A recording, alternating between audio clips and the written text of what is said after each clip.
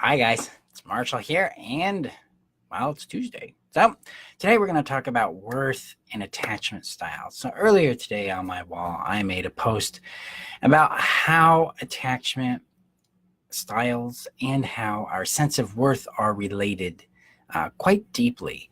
Because inside the attachment style is this thing called reflection, and I've spoken about this a fair bit lately because I'm doing a lot of work on the love addiction to connection course for the codependence to confidence system.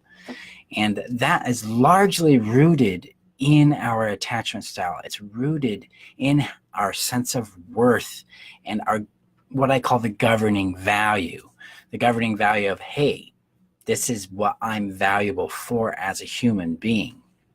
And so when we get into attachment tells us, it's this thing that we do with people, places, and things. We connect to people. We attach to them. We attach to pets. We attach to objects because they have meaning to us. They're valuable to us. They mean something for us. And as children, we use that attachment to help us understand ourselves, to build our own sense of identity, to understand the world and our relationship to it. And in dysfunctional systems, that attachment is injured and it prevents us from becoming more of who we are, and we lapse into either a codependent, fawning, or narcissistic, aggressive tendencies in order to survive what's happening to us. Because the whole goal there is to get love. All right. Well, in this experience of attachment, there's this factor called reflection, and reflection is how the bonded parent, the person we've identified with, reflects back to us our own value. And that sets us up to define our own worth. And in this experience, we end up developing one of 4 attachment styles. And so some of this might be a review for you guys. Some of it might be new. So take it in, let it be a review, or if it's new, here we go. So those 4 attachment styles, the first one's called secure. A secure attachment style means that I feel safe being me, all of me, with this person, because their response or reaction to me is a safe response. It may not be necessarily a positive response, but it is not a toxic response. It's not a response that attacks me, shames me, diminishes me. It's a response that says, hey, I'm safe being or sharing myself with this individual in this way. Anxious attachment is about feeling frustrated, confused, agitated about trying to get our needs met because that person is so unreliable. Sometimes they're receptive, sometimes they're not. We can't really figure out why. What's the difference between, time A and time B, experience A and experience B? And so we get nervous about asking for things or making bids for connection, attention, affection, time, play, things like that. And so we develop this habit of feeling anxious when we start to feel attached to someone. And then we have what's called avoidant, where we've been basically attacked and shamed in such a way that we have shut down. We don't want to be in that experience. We don't want to be connected to them because it's violent to us. And they tend to absorb us. So we lose our sense of self, our power, our ability to be ourselves in a relationship with that person because their demands are so intense that they try to control us or manipulate us. And then for some of us, like myself, we get both an anxious and avoidant combination called disorganized, complex, or I call it discombobulated attachment style. This tells us a lot about our worth, and that's what the real big point is for today's video. If I have an attachment style that says I'm secure, then I'm secure in my worth. If I have an attachment style that says I'm avoidant, then I don't know my worth. I'm scared about it. I'm insecure in it. If I'm anxious in my attachment style, then I'm confused about my worth. I'm confused about my value. And if I have both, then I'm dealing with both a lack of awareness of my own value and a confusion about what value I do have. And this helps us, looking at it this way can help us understand what we need to do next in healing our inward attachment, healing what I call the governing value. Because if we have, like for instance, let's say we have the avoidant attachment style. I don't know my value. What would be the next step in finding out the value? Oh, well, it would be the next step of finding out the value. The next step to heal that is to start discovering value and what it means to be valued as a being, a person, not as an object or a utility. Especially if we're dealing with narcissistic systems, we've been utilized. We've been made into a utility for their supply. Switching this over, we need to move into being valued for our autonomy, our person, our wholeness, and our individuality.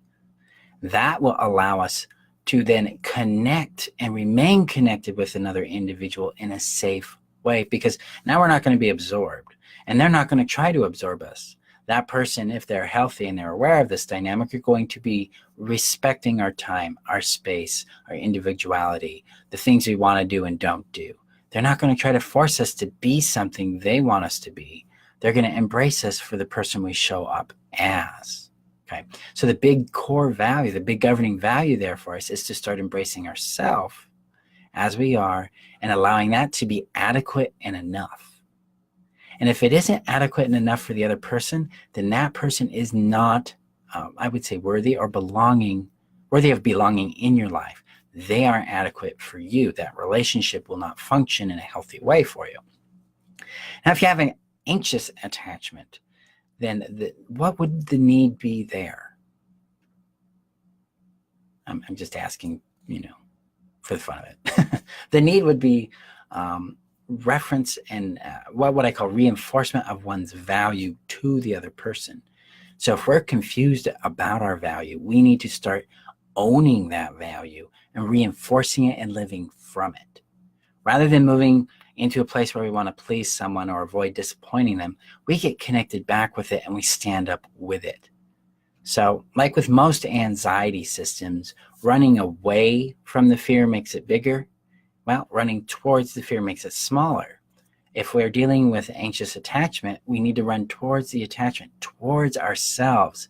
And then that fear of who we are, of our adequacy, of our lovability, of our worth, our deserving, shrinks. And we can begin to embrace ourselves, love ourselves, and then shift that governing value from confusion and uncertainty to confidence and being concrete in who we are.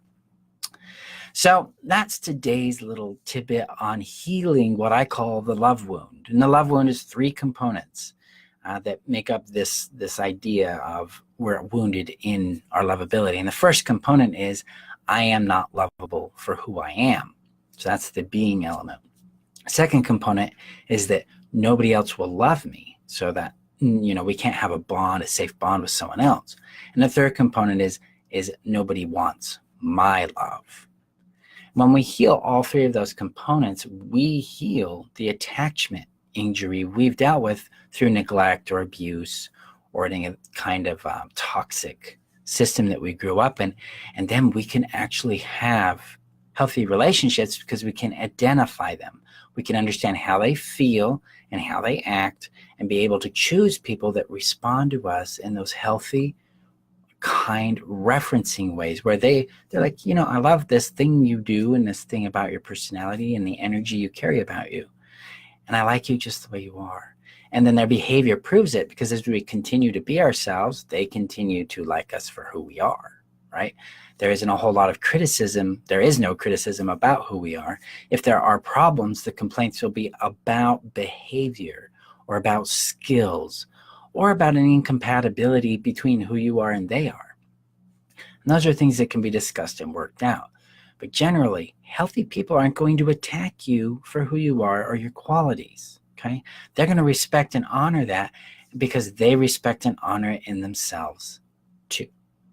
So if you struggle with love addiction, if you struggle with what's called the trauma bond and you keep going back to the toxic people or you keep getting mesmerized and hooked on them, this is an essential place for you to start exploring about your governing value, your attachment style, and beginning to heal and mature in those areas so you can become free. If you want help with that, join the Codependence to Confidence system, because next week we are starting the Addiction to Connection course, where we go deep on healing the attachment, maturing it out so that we can have safe, mature relationships without giving ourselves up, without getting lost in codependent coping, and without hooking ourselves to a narcissist again or a toxic individual. So thank you guys for showing up. I appreciate you. I appreciate your time. And remember, you're worth knowing, you're worth loving, and you're worth keeping. And one more thing. This Thursday, I have my narcissist workshop. It's a free workshop. It's publicly available. The link is in the description. Definitely join us if you want to learn more about narcissists, how they work, and then how to deal with them. Because that's really the big gist is I'm going to give you tools about how to handle them, how to identify them, why they think the way they do, and what they're really going for when they choose a target.